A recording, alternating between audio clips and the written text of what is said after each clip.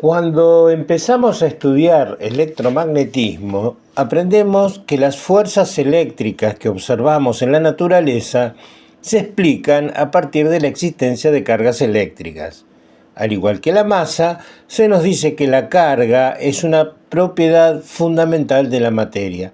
Existen dos tipos, carga positiva y carga negativa, y entre ellas se produce atracción si son de distinto signo o repulsión si son del mismo signo. Sin embargo, acá aparece una primera inquietud. Mientras que la masa la asociamos fácilmente con la cantidad de materia, la carga eléctrica no tiene una imagen clara, simplemente la aceptamos como una propiedad más de las partículas elementales. A continuación se introduce el concepto de campo. Si colocamos una carga puntual cerca de un objeto cargado, la fuerza eléctrica que se ejerce sobre esta carga va a ser igual al producto entre el valor de la carga y el campo eléctrico en ese punto. El campo eléctrico es la modificación de las propiedades del espacio introducida por la presencia del objeto cargado.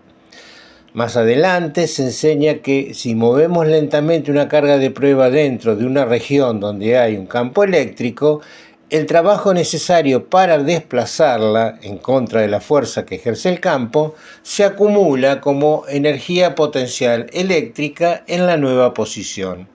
Al liberar la carga, esa energía se transforma por completo en energía cinética, es decir, la energía mecánica se conserva. El campo electrostático es un campo conservativo.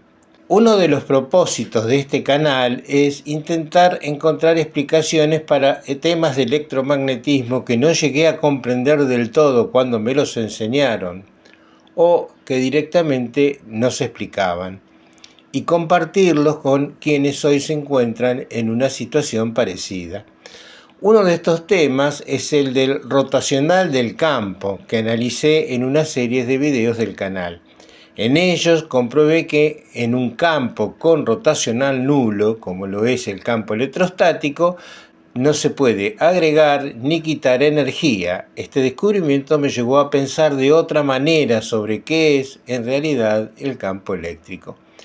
Si seguimos avanzando en el estudio del electromagnetismo, vamos a descubrir que en cada punto del espacio donde hay un campo eléctrico existe energía.